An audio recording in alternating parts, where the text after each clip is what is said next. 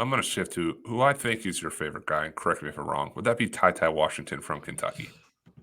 You know me all too well. Like I do well, enjoy I some want I want to TyTy. start I want to start low and build ourselves up. The reason I bring him up to start is he is playing better. He is shooting the ball better.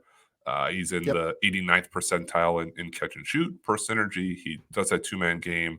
The pull up stuff is there to be the Debbie Downer. After that Duke game, they played Robert Morris. Kentucky played Robert Morris, Mount St. Mary's, Ohio, Yep. Albany, North Florida, Central Michigan, Southern, and he has this run, and people are pointing and adding me and us on Twitter and saying, "See you, dummy, he's good. You blew it." And then they played Notre Dame. He goes 3 for 7, and I'm like, "Where are we at? Like, how do I evaluate this now? We're gonna get plenty of SEC games coming up. Unfortunately, the Ohio State game is canceled. I think that would have been a good one defensively and see how he kind of adjusted to things. But how do we take what he did non-conference and kind of the stinker he had against Duke, and then not as great either as Notre Dame? I don't know if he even scored in the second half. How do we figure out who this guy really is?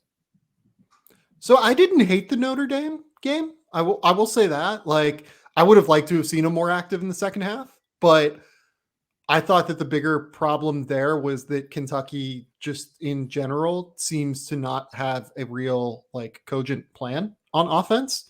Hmm. Uh, their plan seems to be involving like severe Wheeler jacking bad shots and like Keon Brooks making decisions to like shoot 18-foot mid-range shots. Like those are the shots that they're generating, and I am baffled by it in a lot of ways.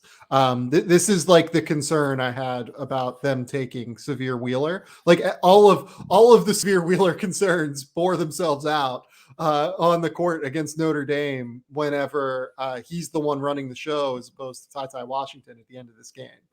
And I understand why there is a hesitancy based off of quality of competition with TyTy after we saw the bad Duke game where Trevor Keels like just completely shut Locked him him down. up. Right. Yep. Keels out. And yeah, Keels did a phenomenal job on TyTy. Now, here's what I will say.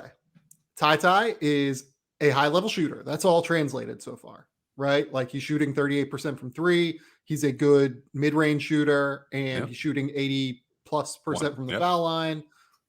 We believe in the jumper with TyTy, right? Yeah, I do. Certainly the mid range, and we're shooting 38% from three. And once you balance it out, it's even higher after that bad Duke game. So yes, still with you. He's playing essentially as a 2-man and has like a 2-to-1 assist turnover ratio. Mm-hmm. He's averaging 3.5 assists per game, something like Mm-hmm. that. And in the moments where he gets a chance to make plays, like there's real vision there, right? Like we've seen quite a bit. And on top of it, he's 6'3" with like a 6'9" wingspan, 6'10" wingspan, something like that. He has real positional size. He has real positional length. He has real change of pace ability off the bounce. Like I don't think he's quite as good of a ball handler as Kennedy Chandler and as JD. He's probably pretty close to JD Davison in terms of like technical craft ball handling ability wise. He's probably a little bit better, to be honest. JD's just like a lightning athlete and is like crazy out of ball screens Right. with his ability to get downhill. But TyTy in terms of like technical craft, probably a level below Kennedy Chandler, but he's so much bigger and longer and stronger that he just has a real marginal advantage in those moments that Kennedy just doesn't have that like ability to fall back on because of the size. I think he's a better finisher at the basket. I love the way he processes the game. I do think look, if we're calling Jaden Ivey a point guard, or if we're calling Jaden Ivey a 2 guard, like there's no way we should be calling TyTy a point guard either. Like they're the same to me positionally. Like they might play some point, they might play some off ball. We'll see, but I think they're both points at the end of the day. Like personally, I think they're both going to play a lot of one, and I really have seen nothing from TyTy out or since that Duke game, at least, that gives me cause for concern. The Duke game was a worry, but he looks pretty good outside of that. Like I think he's been great, and then on top of it, like lest we forget,